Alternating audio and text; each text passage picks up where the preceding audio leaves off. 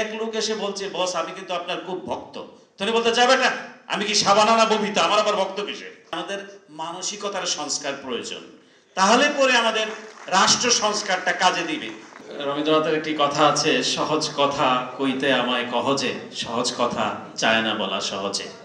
তো খুব সহজ মনে হচ্ছে ঐক্য, সংস্কার এবং নির্বাচন, কিন্তু এ পর্যন্ত যে আলোচনা হয়েছে, বিশেষ করে মাননীয় প্রধান উপদেষ্টার বক্তব্যের ভিডিও বক্তব্য, যদিও এটি একটু পুরোটি শোনা যায় না, কিন্তু উনি যে বক্তব্য দিয়েছেন, ডক্টর আলী রিয়াজ যে বক্তব্য স্থাপন করেছেন, এবং বাংলাদেশের প্রধানতম রাজনৈতিক দলের মহাসচিব মির্জা ফখরুল ইসলাম আলমগীর এবং বাংলাদেশের বিদগ্ধ অর্থনীতিবিদ ডক্টর দেবপ্রিয় ভট্টাচার্য বলার পরে মোটামুটি আপনাদের একটা আন্দাজ হয়ে গিয়েছে যে আজকের বিষয়বস্তু এবং কী ধরনের সংস্কার, ঐক্য এবং নির্বাচন প্রক্রিয়া কিভাবে হওয়া উচিত।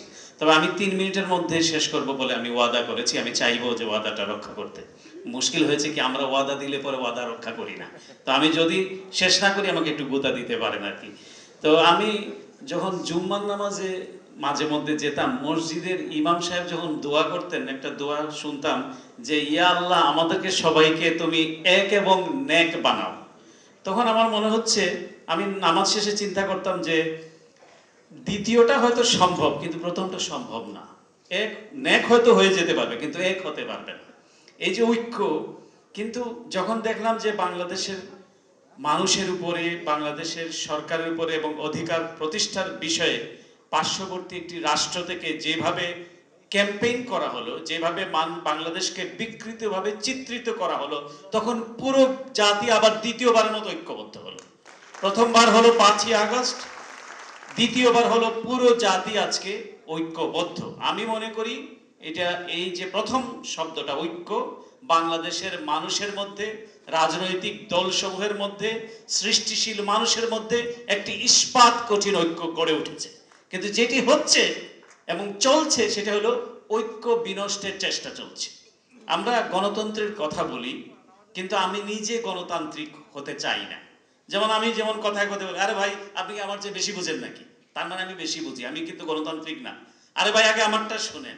এই যে অগণতান্ত্রিক, এবং আমরা এই যে সাম্য, মর্যাদা এইসবের কথা বলি, কিন্তু আমি একটু উপরে থাকতে চাই, একটু প্রিভিলেজ থাকতে চাই। ছোট্ট ছোট্ট বিষয়, আপনি এলিভেটরের জন্য দাঁড়িয়েছেন লিফটের মধ্যে, কিন্তু আমি চাইবো আমি আগে উঠে যাব, আমি একটু পোশাক আশাকে ভালো, আমি একটু বড় পদ। আর কিছু মানুষ আছে খুব ভক্তি করছে আমাকে, এত ভক্তি, এত নমনীয়। এই যে বৈষম্য, আপনি একটু কোনো কাজে সরকারি অফিসে যাবেন, ওসি সাহেব বসে থাকবে, কতক্ষণে আপনি তাকে স্যার বলবেন। এই যে একটা বিভেজন, বৈষম্য, আপনি ছোট ছোট বিষয়গুলো হবে, এইগুলিকে যদি আমরা সংস্কার না করতে পারি নিজেদেরকে, আমি মনে করি রাষ্ট্র সংস্কার, অবশ্যই আমি কেতাবি কথায় যাচ্ছি না, কিন্তু আমি খুব মেঠো বাংলায় বলতে চাই যে আমাদের মানসিকতার সংস্কার প্রয়োজন, তাহলে পরে আমাদের রাষ্ট্র সংস্কারটা কাজে দিবে।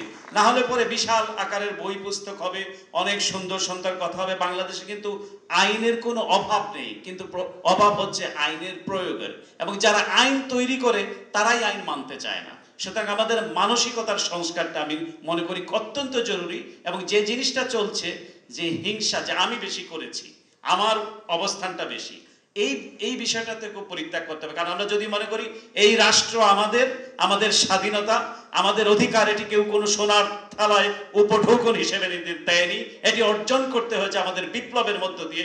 সুতরাং এই রাষ্ট্রটিকে আমাদেরকে টিকিয়ে রাখতে হবে।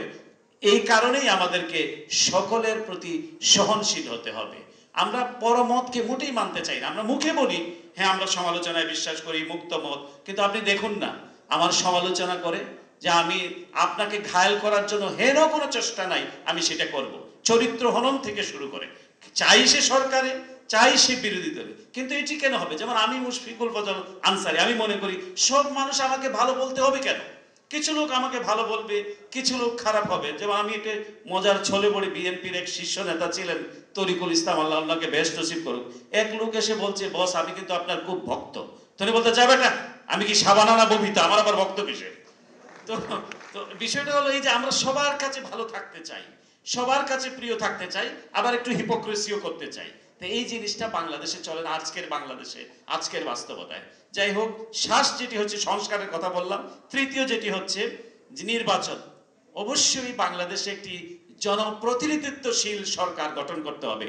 যে আকাঙ্ক্ষা মানুষ ধারণ করেছে, যে আকাঙ্ক্ষাকে লোড করে নিয়েছে বিগত ফ্যাসিস্ট সরকার, সেই আকাঙ্ক্ষার বাস্তবায়ন বাংলাদেশে হতে হবে।